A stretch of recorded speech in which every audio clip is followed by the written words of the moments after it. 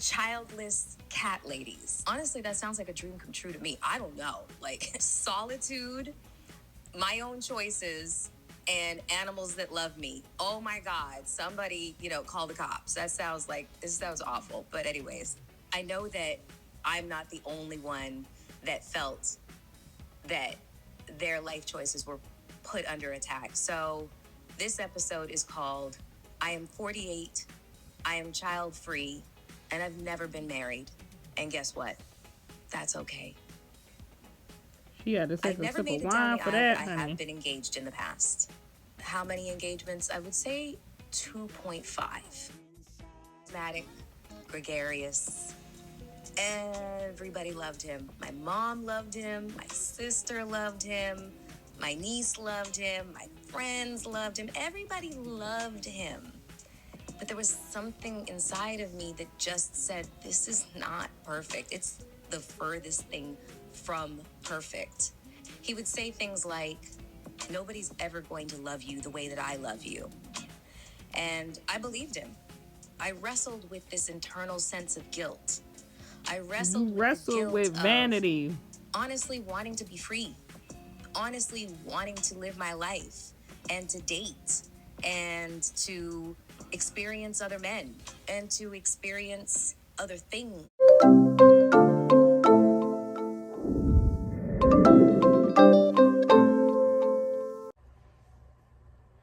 Shalom, shalom, shalom, alaikum, Yashara, and welcome to the Gentiles that are following after Yah's righteousness.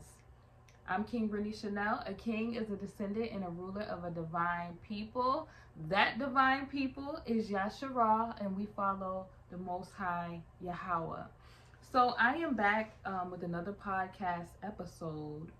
And today's episode is inspired from Melyssa Ford, the video model, doing a podcast. I think it's called the Hot and Bothered Podcast with Melyssa Ford. And she discussed how, the titles that you may see going around the internet are 48-year-old with cats, okay? The reason why I'm talking about this on this channel is you all know I discuss modesty and how that is the best option in lifestyle that the father promotes to his children, especially the daughters of Zion, okay? We are not lost, but scattered worldwide. And so hopefully this will be a sound worldwide for the daughters of Zion to come off the bad gal dem parade, okay? I get a lot of pushback when I do videos about modesty and the benefits of modesty. And the general consensus is like the girls that are choosing the bad gal type of baddie aesthetic and culture, they're always like, oh, well, the men, they'll marry y'all, but they always cheat with us type of philosophy. And they make it seem like that's something to boast upon. But I'm glad that Melyssa Ford was able to talk about some of her, I would say, details from her life, because it's just proving the point that the end of, that road of noticing your beauty and how it can corrupt you. Now you might be like, KB, what you mean? KB, what you mean my beauty can corrupt me? I thought beauty comes from the Most High. Yes, beauty in the sense that the Most High created you beautiful, and he gave you the tools in which you were to build a righteous character. Some things that the Father gives you, you have to prove yourself through the fire, right? Fiery affliction, trials and tribulation. The Father, unlike Hasatan, the Father builds your character, right? So he breaks stuff down to build you back up so that you're able to, have a righteous moral compass, and you're able to not be in situations where you're desperate and succumb to certain stuff, because he builds your inward beauty and righteousness first. Not to say that the outward he won't make beautiful, because obviously he has given, especially the daughters of Zion, a beautiful identity, from beautiful skin tones to features and what I want to focus when I say that your beauty can corrupt you is the story of Hasatan, right? I'll put up in Ezekiel where it talks about how Hasatan, when he was in the heavenly realm, the Shamayim, he was beautiful. He was full of wisdom. All of that, darling. But when he began to look upon himself and noticed in a vain, vanity, idolatry way that he was beautiful, he began to get beside himself. And that is when beauty can start corrupting you. And the reason why I'm gonna bring it home to the Melyssa Ford situation, what bought this video about. Melyssa Ford, in that recounting of her life on the Hot and Bothered podcast with Melyssa Ford, she spoke about how when she was in her youth, you get what I'm saying? Ladies, pay attention, because y'all always have this excuse, I was young and dumb, which women have a certain naivete when it comes to a certain extent.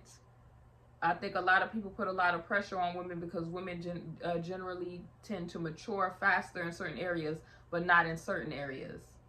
Okay? So it has to do with your moral compass and morality. In you know, all of this, y'all. I'm not gonna get into deep into the conversation that I want to get into in this video, because I'm trying to be like, you know, to the point. So Melyssa Ford began to recount her life, and she spoke about how she was young, and you know, she was an ugly duckling in her eyes, right? A lot of young ladies feel like they are, when they're younger, a ugly duckling, or their self-esteem is being formed. This is why it's so important to have righteous parents together and righteous marriages, so that your father, not your, you know, your heavenly father gives you validation. But when you have righteous parents, they work and they give and they train you up in the way that you should go. So you're not seeking validation from the world, right? You have what you need. Your mother is the nurturer. Your dad tends to protect and provide and give you the validation. And him in his relationship righteously with your mother shows you how a man is supposed to treat a woman. His love shows you the translation of how Yahushua loves the church, right? The sacrifices. It's sacrifices on both sides. Love is sacrifice. If anybody is not willing to sacrifice, they have never loved. Because it's sacrifices on both sides. Mothers sacrifice, right? If you're a dad and a husband, it's a sacrifice, okay? That is how you show love, right? And you show the Most High you love him, and it's a sacrifice. Where how you live, dying to the flesh, that is showing him that you love him, because you're keeping his laws, statutes, and commandments. But back to it. So she discusses how she was young and she felt like she was an ugly duckling. So we saw the self-esteem, the low self-esteem there. Probably what it was is she also mentioned that she was, you know, an intellectual. I felt like it was very interesting to hear her discuss how she was, I think, in school for forensics. I don't know if it was either forensic sciences or something like that, but I have to go back and watch. But it was very, you know, interesting to see that aspect of her. And she said that, you know, when she had noticed that, you know, she had her glow up moment, which a lot of young ladies do have their glow up moment, where, you know, the Most High, the ugly duckling phase is the Most High shielding you, which probably she wasn't an ugly duckling. The Father will shield you for a time with a veil, right? And eventually, when you're supposed to be shown to your husband, because that is who the aspects of yourself, right? The beauty and the aspects of yourself is supposed to be shown. And, you know, your husband looks upon that and it's like, okay, I want to marry her. Like, it's a benefit. It's kind of like women, instead of having righteous mothers and dads who are supposed to prepare the Esthers to go before royalty. It's just, you got mothers competing for hot girls. Some are the bad bee culture and aesthetic, and the end of that is destruction. Which, okay, we getting back to it. So she talks about how she notices that it was less work to not have to go through, check all the steps, because when you're an intellectual, the Most High, or when you are a child of the Most High, he makes you work, like I said, to build that character. Every person that you've seen in the Torah, whether it be Daniel, Joseph, they worked and built character. But some of these people had morality from the time that they're young also, right? So a lot of women, due to the glamorization, because she mentioned vanity, she mentioned it, how vanity was her snare. She was saying how she was hood famous. She was seeing herself on magazines. So she wasn't reading the signs that, sometimes it's better to take the narrow path, right? You may have to work hard to have a successful business or to have a successful career, where you're not just using your physical aesthetic, a vain part of yourself, to build it, right? Because when you do that, you cheapen yourself.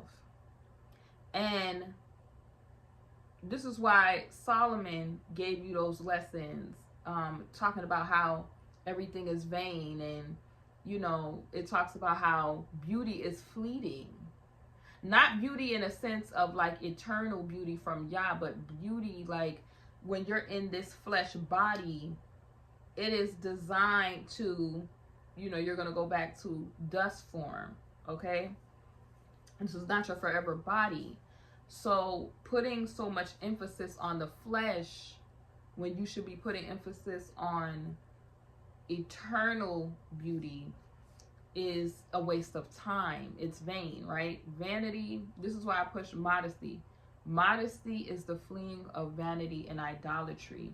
And we are in a culture that promotes bad bees, the bad bee aesthetic, and the goddess worship of self, right? The Hasatan corruption, that because they gave you beauty. Let's talk about it, okay?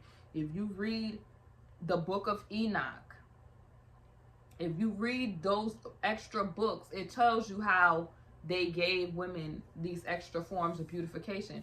And it was done for corruption purposes. Hasatan, when he was in heaven, was very beautiful because the Most High created him that way, in an eternal, celestial type of way, right? And he began to look upon himself in a narcissistic, prideful fashion and got beside himself, and the Most High kicking him out of the Shamayim is why Hasatan fell, because of his narcissistic pride, that Jezebelic spirit that causes you to do things like witchcraft, manipulation, wanting to control, wanting to use your I'm gonna call it sensualness as a form of currency, when your divine nature as a woman is supposed to bring out of the man. Because think about how the woman was pulled out. It's supposed to be able to bring out of the man influence, whether it's righteous influence or it is to magnify righteous influence or to magnify wickedness.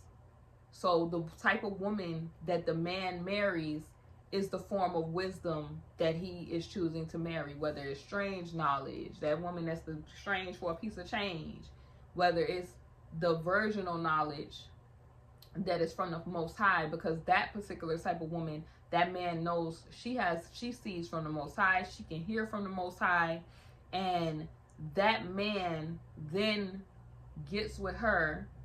She magnifies the righteousness of him, and it's like it's a pull effect where they're pulling off of each other, and they're able to submit to the Father because they're in the right posture, right? Now, getting back to Melyssa Ford, she talks about how she was sent a man who he said something to her that was so real, that in her vain, arrogant moment, because it has nothing to do with her being young, she began to look upon herself in these magazines with the goddess complex. And the man told her something that she took, I believe, the wrong way. He told her, because I believe he knew a part of her probably was feeling herself. He said, you know, no one will love you in the way that I will love you. And a lot of times people think that when you're telling them that, they think that you're telling them that to be manipulative or controlling. But I think generally, I think she knows that that man meant that these other men see you and they just want to smash. I see you as a being. I see you as somebody that I want to love and give my all to, is what I think that the man was trying to communicate to her. And she got beside herself on the bad B aesthetic, where the grass is greener on the other side. And men tend to do this too, where they may have a good woman, and because they might be the jock on the football team and everybody is screaming their name, or they might be in a moment where they're getting vain attention from people, they're not realizing that these are not additional options. These are people that want to be around you to use you for whatever reason. And then the moment that you don't have said notoriety, because fame is fleeting, the moment that you don't have money, the moment that your boobs aren't sitting up like this, or your behind has deflated, whatever the heck happens, or you get a little extra cottage cheese, those calls are not coming in. So a man who actually values you, and he's not looking at what the other men see. Now, granted, he probably admired the fact that she was very beautiful in her, her youth, which she's still beautiful now, but she was beautiful in her youth. He noticed, he wanted to, lock her down at that moment. He wanted to make an honorable woman out of her. She is like, she sees ring in the drawer, y'all. She was like, sir, you are messing up this bad B parade. Like, sir, what you think? Like, I am young, fine, fabulous. Sir, I got to go. She packs it up and leaves. And I believe, like, she's putting on a brave front. Like, 48 with cats is a fun thing. And I notice with a lot of these women, they always talk about, oh, well, I seen women that was married, or, it didn't work out, or I seen people that's baby mamas and the rest of this stuff. There are people who are married and have healthy marriages, okay? Despite what you see and the discombobulation and the dysfunction, there are people who have happy and healthy marriages. You know how those people have happy and healthy marriages? Because they understand that when you get married to somebody, it is you performing your divine duty. But when you marry somebody, it's supposed to be that you and the person were put together from the Most High, by the Most High, and you respect that. So you acknowledge that I love this sister because the Most High gave her to me, and in honoring him, I'm going to honor what he told me to do by her. In honoring my father, I'm going to acknowledge that I love his son, and I'm going to take care of the son that he imparted to me, that he gave to me, right? I'm going to do the things that are necessary so that we can bring forth righteous seed, and that those righteous seed can go forth in the earth and continue, right? But instead, you have people that they marry people for vain reasons, such as, oh, this person was sexy, or this person was this, or this person was getting this type of money, and then you see that those things don't pan out, then you want to say, oh, all marriages is this, all this is this, and all men ain't this, all women ain't this. And people have to start being honest with themselves. There's reasons why relationships don't work, and a lot of times those relationships don't work due to vanity. A lot of times those relationships don't work because the Most High told you, get somebody from your own tribe. Some of y'all still out there doing your own thing, and then be surprised when they got you at the table looking like the hell. But I'm not going to go down that road in this video. The point that I want to make, ladies, is that the Baddie parade comes to an end. Okay? It comes to an end.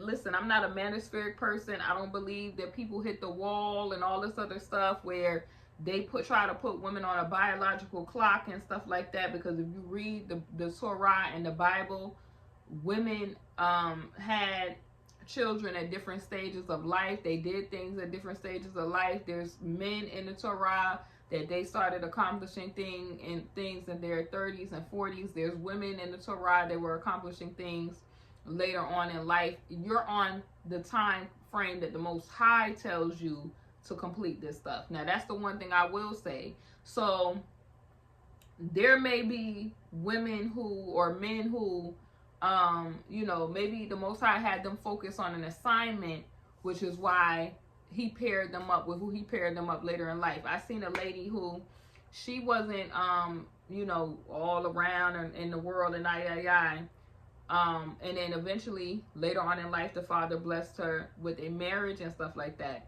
So I don't get into the man-made time frame, these folks, because these folks are not the author and finisher of our faith or our faiths.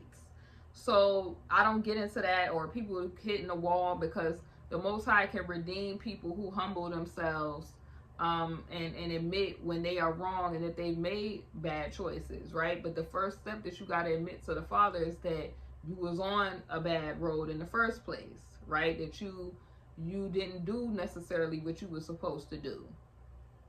And I think a lot of these women that are sold this Baddie aesthetic as a dream, they look to the women like Melyssa Ford or whatever, and you have all these options and stuff like that they trick themselves. Their beauty corrupts them, and they tricks themselves that they have a world full of options.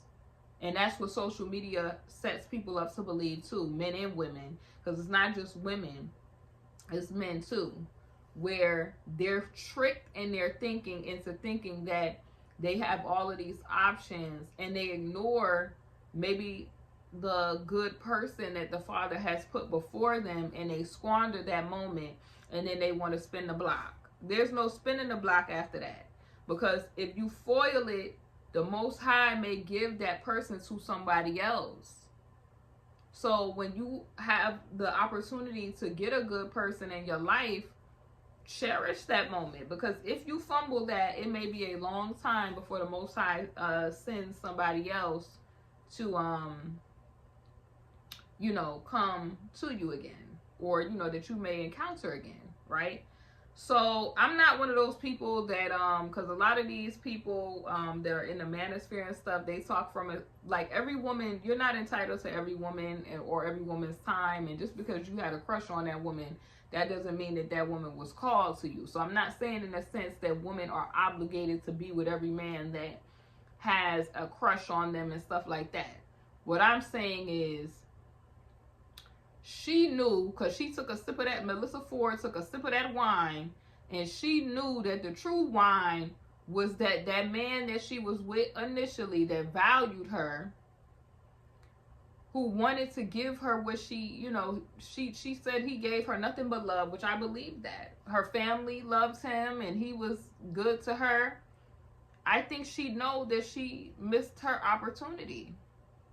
It's not to say that she may not ever get another opportunity, because I'm not a doom and gloom type of person.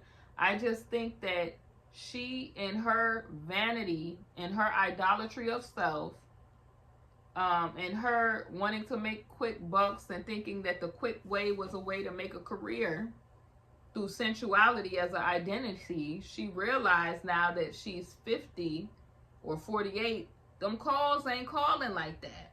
And now, like, by that point in time, you would have wanted to be able, a man to grow with you so that even when you are in older age, y'all are growing together. But even if the father calls you at maybe 50 and 60, because I've been seeing a lot of 50 and 60-year-old ladies getting married, you know, there's men who the Most High may be giving them a second chance. You know what I'm saying? Where they have squandered different opportunities, where they know they should have married the woman that they should have married, and they just was thinking that, oh, you know, all these ladies was calling them because they had a Porsche or, you know, a Hellcat or whatever, and they didn't pay attention to that. They were so used to being young and in their prime, and then now that their hairline is receding and that stuff ain't, the muscles ain't muscling no more. It's the same, you know, it's the same. So you got to think about those sort of things. Don't allow your beauty to and pride to get in your way of being a good person, or getting it to gas you into believing that you are more than what you are. Because eventually you will trick yourself, just like Melyssa Ford and these other women who deceive themselves, and it's not fun at the end. It's destruction in the end. The same way these men who they run through football teams or women, and then at the end of their life they don't have nobody to share their life with and nothing to show for it. And the reason that I'm mentioning that is because Melyssa Ford talked about how she wanted to experience different things and being with other people. It's not all it's cracked up to be. It's not all it's cracked up to be. What are y'all thoughts about this? Do bad bees really win, or is the modest lifestyle the way that you think people should go? I'm KBC. See you on the next video.